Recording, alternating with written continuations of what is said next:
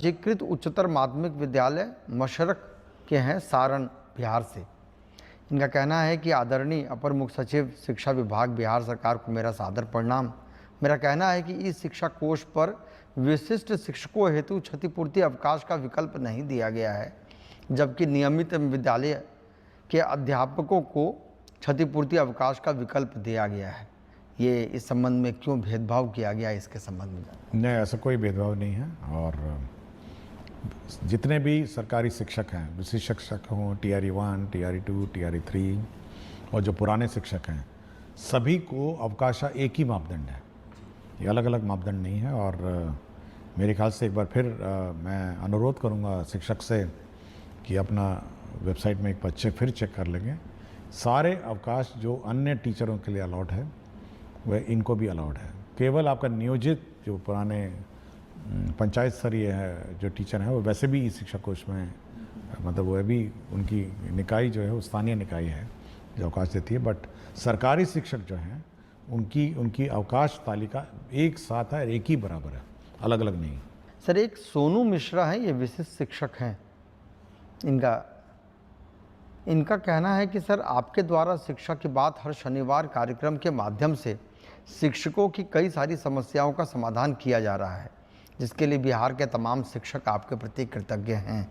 महाशय, मेरा प्रश्न यह है कि एक ही प्रवृत्ति और एक ही समान प्रक्रिया से बहाल शिक्षकों के वेतन में अलग अलग जिलों में काफ़ी भिन्नता है। आपसे अनुरोध है कि जैसे आपने विभिन्न समस्याओं का समाधान किया है, ठीक उसी प्रकार वेतन निर्धारण की समस्याओं का भी निराकरण करने की कृपा करें। देखिए, मेरी जानकारी में है ये बात कि वेतन निर्धारण में भी इश्यूज हैं, और हम लोग कोई इस प्रकार का कोई बॉडी बनाएंगे जिनको भी वेतन निर्धारण में आपत्तियां हैं वो वहाँ जाके अपील करेंगे। तो ये बात मेरे संज्ञान में है कि वेतन फिक्सेशन और वेतन का जो इसमें इश्यूज हैं ये है, क्योंकि बहुतों को केवल मूल वेतन पे वेतन मिल रहा है। ये भी मेरी जानकारी में, क्योंकि सिस्टम में दिखता है कि मूल वेतन पे आप है, लेकिन जो इंक्रीमेंट्स हैं ये सब है, ये सब नहीं लग रहे हैं। तो इसको हम लोग जैसे ही ये लोग टीचर्स ज्वाइन करेंगे अवकाश के बाद, और कुछ लोग तो नए स्कूलों में ज्वाइन करेंगे, एक बार इसको हम लोग फिर रिजॉल्व करने की कोशिश करेंगे। अभी हम लोग की जो ताबड़तोड़ व्यवस्था है वो ये है कि कम से कम लोगों का वेतन शुरू हो जाए। किसी का पैन नंबर गलत हो रहा है, किसी का आधार मैपिंग गलत हो रहा है, और ये सब बहुत अभी इश्यूज अभी भी हैं, और सक्षमता के साथ इश्यूज हैं, TRE 1 के साथ इश्यूज हैं, किसी ने कुछ प्राण भर दिया, किसी का कुछ प्राण है। तो ये अभी फायर फाइटिंग इसी में चल रही है। तो एक बार ये सेटल डाउन हो जाएगा तो हम इस बात का रिकैलकुलेट कराएंगे हर टीचर का कि उसका वेतन निर्धारण एग्जैक्टली करेक्ट हुआ है, उसमें क्या त्रुटियां हैं, और सुधार करके फिर उसका जो भी अरियर बनेगा हम लोग भुगतान कर देंगे। जी सर, एक धीरज कुमार हैं, ये शिक्षक हैं। ये कह रहे हैं कि शिक्षा की बात हर शनिवार में आप अपनी कीमती समय निकालकर हमारी समस्याओं को गंभीरतापूर्वक सुनकर उसका समाधान करते हैं, इसके लिए बहुत बहुत धन्यवाद है। इनका कहना है कि इनका EPF की राशि वेतन मद से कटौती की गई है, परंतु EPF अकाउंट में जमा नहीं हुआ है। देखिए, मेरा समय इतना कीमती नहीं है जितना शिक्षक का समय कीमती है, मैं ये मानता हूँ। देखिए, शिक्षक का समय इसीलिए कीमती है कि वो जब समय अपने स्टूडेंट्स को देता है, जो भी देता है या जो अपना समय देती हैं, तो उसका कैरियर और उसका भविष्य बनाती है। तो बहुत टीचर का समय बहुत कीमती है, और ये मैं मानता हूँ। और जो पुराने क्वेश्चंस में मैंने देखा कि व्यर्थ में बैठे रहते हैं, तो बड़ा बड़ा दुख होता है ये सब सुन के। तो मेरा इसलिए हमेशा मैं मानता हूँ कि टीचर का समय सबसे कीमती है, उसको स्कूल में बिताना चाहिए और स्कूल में उसको पढ़ाना चाहिए।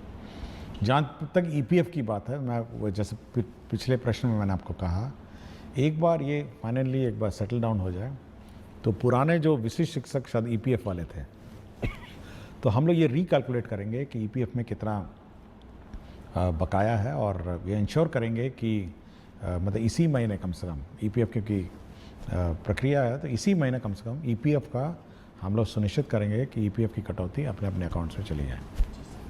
पूछा है, दरअसल ये ट्रांसफर के संबंध में है कि हमसे किसी ने फोन पर कहा कि 70,000 रुपए दो और मनचाही जगह पर पोस्टिंग ले लो। हमने तैयारी भी कर ली थी सर, लेकिन आपने ऐसा कौन सा सॉफ्टवेयर बनाया कि खेला हो ही नहीं पाया। सर, जो कभी हुआ नहीं वो कैसे संभव हुआ, बिना पैसे का ट्रांसफर हो रहा है सर। देखिए,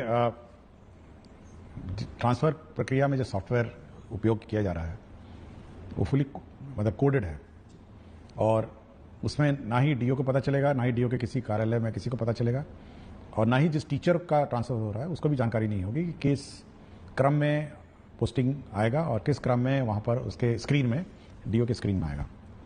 केवल डीओ के स्क्रीन में ये केवल आता है कि ये विषय है और ये इनके ऑप्शंस हैं, और इसके अलावा कुछ नहीं आता वहां पे। इसलिए मैं भी नहीं पता कर पाऊंगा क्योंकि इतना कोडेड है, और अंतिम में जब फाइनली डीएससी के डायरेक्टर प्राइमरी एजुकेशन के पास आएगा तो इसकी फिर समीक्षा की जाएगी कि वास्तव में ये फॉर्मूला के अनुसार करेक्ट है या नहीं है। इसलिए यदि अगर कोई झांसा देता है कि हम आपका करा देंगे तो या तो साइबर ठगी होगा, जैसे अन्य ठगी नहीं होते हैं कि फोन करके पैसा मांगते हैं, ओटीपी मांगते हैं। तो मेरा अपना अनुमान ये कहता है कि इसी प्रकार का कोई ठग है जो फोन करता है, और मैं देखा था एक दो अखबार में भी किसी ने इसका उल्लेख किया था। तो मैं टीचर से ये कहूंगा कि भाई ये आप आराम से रहिए और किसी साइबर ठग या किसी ठगों के से दूर रहें, और 20 तारीख को उससे पहले भी नहीं, 20 तारीख को आपके इनबॉक्स में आपका जो स्कूल कहाँ आवंटित है वो आ जाएगा, और छुट्टियां मना रहे होंगे टीचर, मेरा उम्मीद है। और मैं चाहूंगा कि वे खुशी खुशी अपना छुट्टी मनाएं और इस टेंशन से दूर रहें, और ठगों से जो परगला रहे हैं उनसे बचें।